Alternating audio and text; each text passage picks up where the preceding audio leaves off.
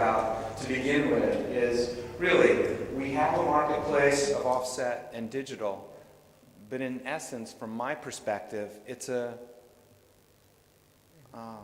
continuum between automated offset. We see some fabulous automated technologies in terms of plate loading, color management, getting up to color, that make offset extremely automated and competitive.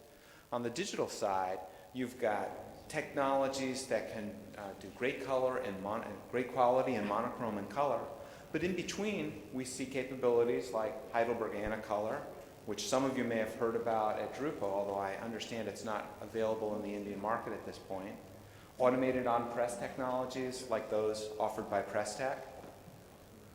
On-press use of inkjet technologies where inkjet heads are mounted on press. I think we'll hear a little bit more about that today as well. And then the use of pre-printed offset shells either in cut sheet digital or continuous feed digital products. Now, comparing offset and digital, there's a lot that you can say on either side that offers different kinds of advantages. From a format perspective, digital is fairly small format today. We've heard some about B2 format devices, but mostly it's an A3, 12 by 18, 13 by 19 format size, whereas offset has all sorts of size capabilities. From a service perspective, a click charge or some sort of service cost is associated with digital print, or in a lot of cases on the offset side, people are buying plates, buying ink, and buying service as they need it, rather than as part of an overall service contract. On the paper side, offset has a broad range of paper capabilities, whereas digital may be limited in some stocks, although that's broadening, and for some technologies, there's really a broad range of papers. From a four-color perspective, most of digital print is CMYK.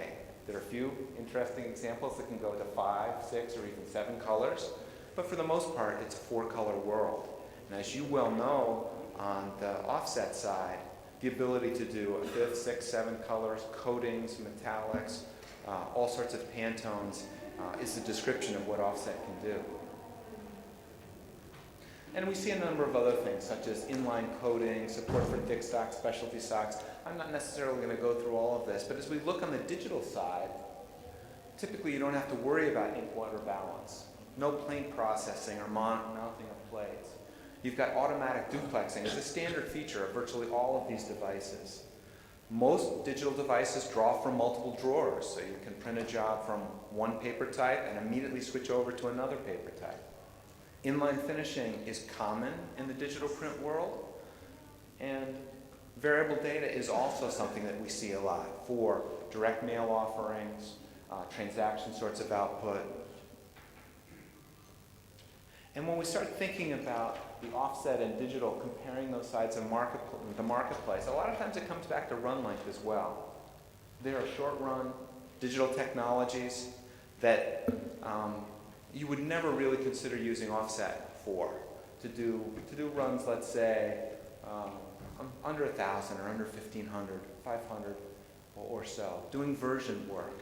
Some of these capabilities allow you from digital to do very competitive short runs and variable data. So just to conclude here, offset really is strongest for manufacturing types of application, where the cost per piece is the most important component. The ability to produce effects beyond CMYK, key piece of it. Digital, you want short runs, quick turnaround, personalization, just-in-time manufacturing, and then in some cases we see where digital has a hybrid component where you're using both pieces. From an application view, I think of the idea of personalization versus volume. So some applications like books, newspapers, packaging are very high volume applications that don't tend to have a lot of personalization. The transactional side, so your transactional document for a telecommunications report or whatever, may have a lot of one-to-one content. It's personalized to you, but actually they're done in very, very high volumes. And then there's some examples where you get high levels of personalization and then also very low volumes.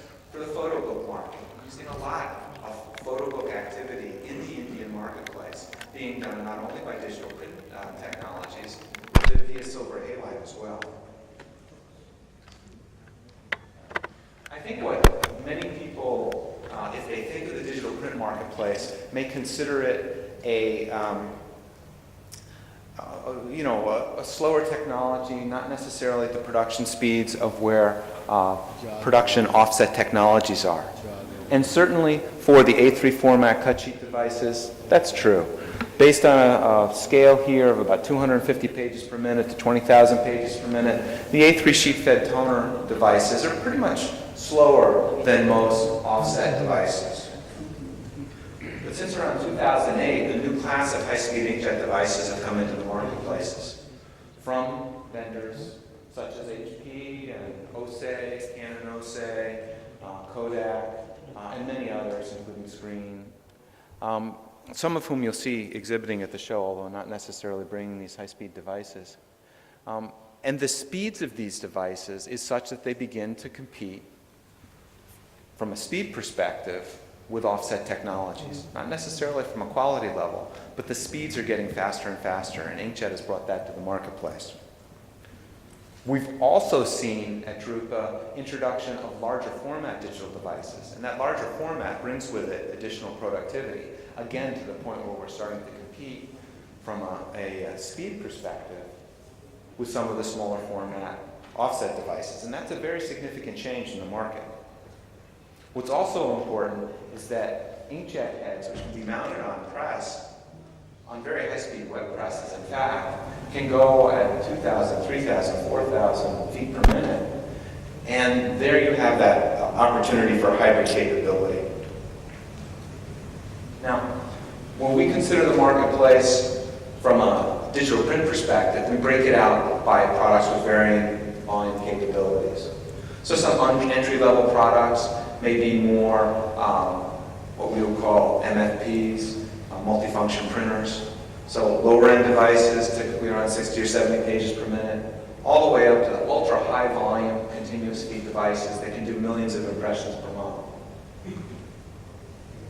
Now, as you get above 200 pages per minute, it's typically those high-speed continuous feed devices, so roll fed only.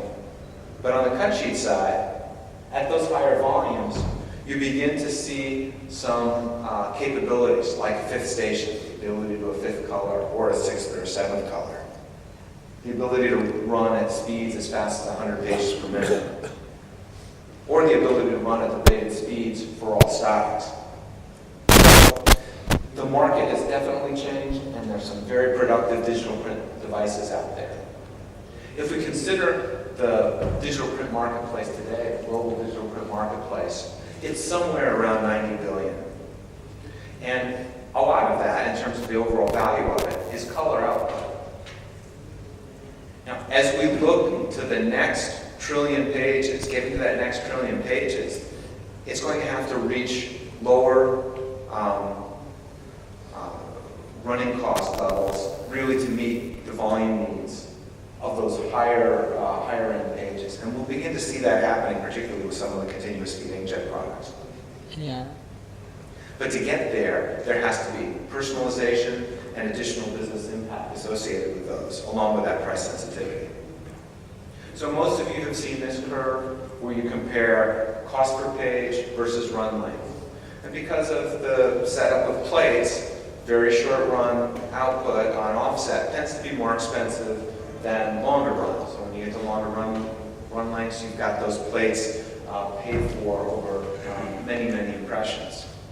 Now, that's one way of looking at it. It's a straight cost view. But typically, as we think of digital print and some of its advantages, what you want to do is go beyond just the cost perspective and think about how operationally you can improve, how you can target customers very specifically, and how you can drive revenue and profits over doing things in ways that you didn't necessarily do before.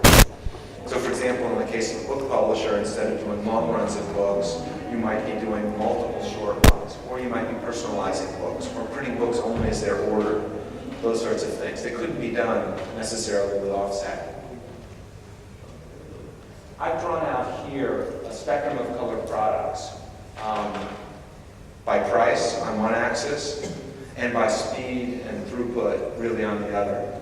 And as you look at this side of the market, you see a number of cut sheet toner products that are typically less than around 150 pages per minute, and typically less than $1 million in terms of the acquisition price. And then there's another group, these continuous feed inkjet products that I told you about. Very, very high levels of productivity, but the acquisition prices are millions of dollars. And in between, we'll see these V2 cut sheet products coming in, like the new HP Indigo 10,000, in that area in between. So, let me close with some thoughts on how technology has changed over time. If you go back to the 1960s and before, the dominant printing process was letterpress. And ultimately, as you know, offset came in and took over much of the letterpress outputs. Not to say there aren't letterpress devices out there today, but they're niche-oriented. They're not the mass market. Stencil duplicators in the 70s were really replaced by black and white photocopiers. And typesetting, as the desktop publishing revolution came along, was replaced by desktop publishing. And even on the 2-up offset side, and this is going to change some from geography to geography, but certainly in the US and Western Europe, 2-up offset presses have been, to a large part, replaced by production color digital devices. There are more production color digital devices in that format sold than there are offset presses. Black and white continuous feed toner devices, particularly for transaction and direct mail applications, have been being replaced over the past few years to a great extent by these color continuous feed inkjet devices, which are very fast and very good for both black and white and color output. And my prediction will be that as we get to 2020, the 4-up format size for offset presses will be replaced by production color, what I think, liquid output. It could be inkjet, it could be liquid electrophotography, but I think in that format size we'll see changes. Now, there are a lot of larger format offset presses that will continue to be the most productive and most capable devices in the marketplace, and we'll see that continue for a long, long time. And I think as we look at the perspectives from our other speakers today, we'll see a very impressive look at what the technologies are capable of and what we'll be seeing moving forward. So I want to just close with a quick look at my contact information. If you do have questions or comments, I'd be happy to hear from you. My email address is up there. The blog that I write frequently on topics related to production digital print is there, as are my LinkedIn and Twitter addresses.